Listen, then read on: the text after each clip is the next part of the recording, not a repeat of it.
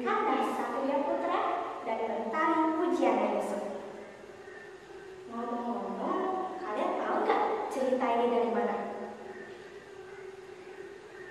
Betul, cerita ini adalah salah satu cerita rakyat dari Kalimantan Selatan. Jadi gini ceritanya. Tidak jauh dari kota Rantau, ibu kota Kapit, Provinsi Kalimantan Selatan, terdapat dua desa yang bernama Desa Tambarangan dan Desa Bawahan. Menurut cerita orang tua, dahulu kala hiduplah seorang janda tua miskin bersama putranya. Janda itu bernama Nini Kudapai, sedangkan putranya bernama Amui. Mereka tidak memiliki keluarga dekat, sehingga tak ada yang membantu Nini Kudapai untuk meringankan bebannya. Walaupun demikian, Nini Kudapai tak pernah menyerah dan tak kenal lelah. Ia selalu bekerja sekuat tenaga untuk mencukupi kebutuhannya bersama putranya. Saat itu Amui masih kecil. Ia belum terpikir untuk membantu sang ibu bekerja dan hanya sibuk untuk bermain-main. Walaupun sebenarnya Amui tak memiliki teman sebaya sebagai teman bermain. Sebagai gantinya, ia memiliki 3 hewan kesayangan. Ada babi putih, ayam jantan putih, dan anjing yang juga berbulu putih. Mereka terlihat sangat akrab. Dan pada suatu hari, ketika mereka sedang bermain bersama di halaman rumah, melintaslah seorang saudagar baru. Saudagar itu amat tertarik pada Amui. Ia berdiri tak begitu jauh dari tempat Amui bermain. Amui terus diamatinya. Ia merasa bahwa ada sesuatu yang menonjol pada Amui. Air muka Amui selalu jernih dan cerah. Ubun-ubunnya kelihatan lembah dan senyumnya sumringah. Ia merasa itu adalah hal yang spesial, dan ia pun memiliki perasaan bahwa itu adalah nasib baik dan keberuntungannya. Tanpa menyia-nyiakan waktu, ia langsung menemui Nini Kudapai sang ibu. Dengan keramahan dan kefasihan lidahnya, ia dapat menaklukkan hati Nini Kudapai. Nini Kudapai tak keberatan jika saudagar itu mengasuh dan memelihara Amui. Amui pun ikut senang karena ia dapat ikut sang saudagar pulang ke negerinya. Kenyataannya, walaupun Nini Kudapai telah merasakan kepergian sang anak, tentu saja tetap ada rasa sedih dan rasa haru. Ketika Amui bisa, rasa keharuan dan kesedihan itu kian bertambah ketika Amui meminta sang ibu untuk merawat 3 hewan kesayangannya selama ini dengan sebaik-baiknya. Namun pada akhirnya sang saudagar pun pulang ke negerinya dan tiba dengan selamat bersama Amui. Amui diasuh dan dipeliharanya tak ubahnya seperti anaknya sendiri. Amui hidup bermanja-manja karena semua keinginannya selalu dituruti sang saudagar. Namun ternyata hal itu berakibat buruk pada Amui. Amui berubah menjadi anak yang pemalas, menjadi anak yang nakal dan anak yang pemalas. Menyadari hal itu, sang saudagar sering tercengung seorang diri. Firasatku ternyata salah, katanya dalam hati. Rupanya tanda-tanda fisik belum tentu mencerminkan watak dan sifat seseorang. Sang saudagar pun merasa tak mampu lagi untuk merawat Amui. Kehadiran Amui di keluarga itu hanya menyusahkannya saja.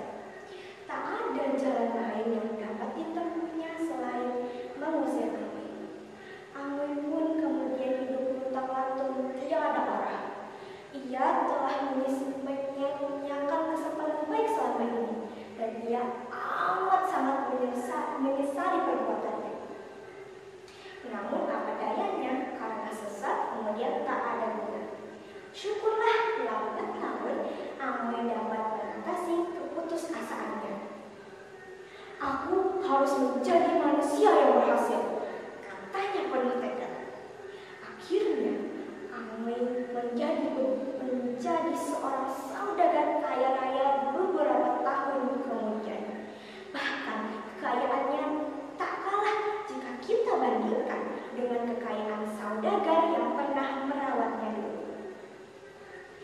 Akhirnya, Amoy menjadi saudagar yang sangat amat kaya raya dan kekayaannya melebihi siapapun yang ada di negeri itu.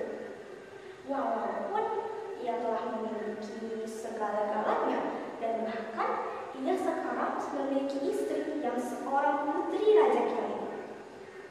Ia tetap teringat dan terkenal oleh kampung halamannya ini. Ia teringat sang ibu dan 3 hewan kesayangannya. Akhirnya di suatu hari, ia menyiapkan sebuah kapal besar lengkap dengan anak buahnya. Ia dan sang istri menempati sebuah bilik yang ditata sedemikian rupa, ditata begitu apik menyerupai sebuah istana. Berita tentang kedatangan Amoy bersama istrinya yang seorang putri Raja Kiling telah tersebar ke seluruh penjuru. Ibunya pun telah mendengar kabar itu. Dan konon katanya Amoy mendarat tidak berapa jauh dari kediamannya. Ia sambut dengan penuh rasa syukur dan sukacita. Ia langsung berlari ke pelabuhan untuk menemui anaknya dengan mengirim 3 hewan kesayangannya. Ia berharap bahwa Amoy akan mengenalinya melalui 3 hewan kesayangannya. Melihat Amoy berdiri dengan gagah berdampingan dengan sang istri di atas kapal nan mewah, ia lantas berseru, "Anakku, anakku!" Amoy pun menyadari kehadiran sang ibu. Namun ternyata ia merasa malu untuk mengakui sang ibu yang terlihat kumal dan kusut, jauh berbeda dengan ia dan istrinya. Ia lantas memalingkan muka dan memerintahkan anak buahnya, "Usir perempuan tua itu!" Mendengar perkataan Amoy, hati Nini Kudamai lantas hancur luluh. Amoy telah mendurhakainya sebagai anak yang telah dilahirkannya dan telah dibesarkannya selama ini. Setibanya di rumah, Nini Kudamai pun langsung menyampaikan permohonannya kepada Yang Maha Kuasa. "Ya Tuhan, jika memang ia Amoy anakku, maka aku kutuk dia jadi batu." Belum pecah riak dia, begitu selesai Nini Kudamai menyampaikan permohonannya, topan pun mengganas. Jedung, petir dan halilintar menggelegar membelah langit. Kilat sambung menyambung dan langit mendadak gelap gulita, dan hujan deras bagai bertuang dari langit. Dan akhirnya sebuah gelombang besar menggulung kapal besar milik Amoy. Kapal dan segenap isinya pun terdampar di antara 2 desa, Desa Tambarangan dan Desa Lawahan, dan akhirnya berubah menjadi batu. Dan sekarang kita kenal tempat tersebut dengan Gunung Batuhan. Dan mungkin cukup sekian cerita yang dapat aku sampaikan di kesempatan kali ini. Gimana ceritanya? Seru nggak? Ya iyalah, pasti seru. Dan aku berharap semoga kalian bisa mengambil sebuah pelajaran dari cerita yang tadi aku sampaikan. Karena video ini aku mulai dengan sebuah pantun, maka akan aku tutup dengan sebuah pantun juga. Ayah sakit demam tinggi, banyak yang bilang lekas sembuh. Izin pamit